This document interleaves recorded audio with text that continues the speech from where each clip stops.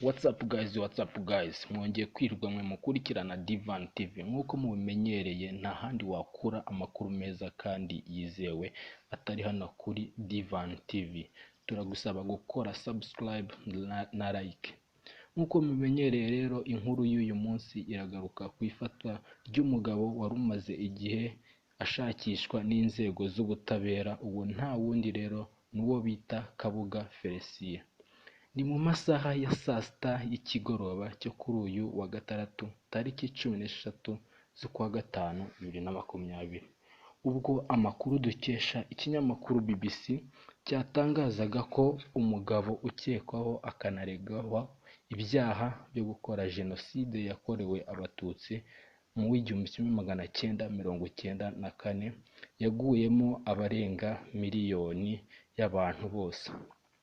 BBC yatangaje ko uyu mugabo yafatiwe i Paris mu Bufaransa afashwe n'abapolisi baho, nk'uko byatangajwe na Minisitiri w'Ubufaransa w'ubutabera, dore ko yari ahamaze iminsi ariko ngo yari yarahinduye umwirondoro wiwe.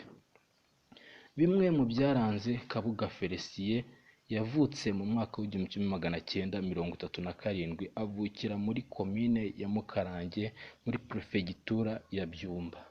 Ubu akaba ari mu ntara y'Amajyaruguru muri Gicumbi. Akaba yari umugabo w'umukungu, dore ko yari perezida wa radiyo mu cyahoze cyitwa RTLM, Radio Television de Mille Collines. Iyi akaba ari radiyo yahemberaga ikanabiba urwango mu baturage, ishishikariza abahutu kwica abatutsi. Kandi uyu mugabo akomeza aregwa ibyaha by'uko yaba yarakoresheje ubukungu yari afite mu kugura imihoro yifashishijwe n'interahamwe mu kwica abatutsi mu mwaka w'1994. Ngayo amakuru yaranze uwo mugabo n'ibindi byinshi tuzabagezaho icyegeranyo cye kirambuye neza. Dukomeje kubashimira mwe mukomeza gukora like na subscribe kuri ino channel Divan TV. Tunabashimira mujye mukurikirana inkuru ziba zihozeho. Ciao ciao.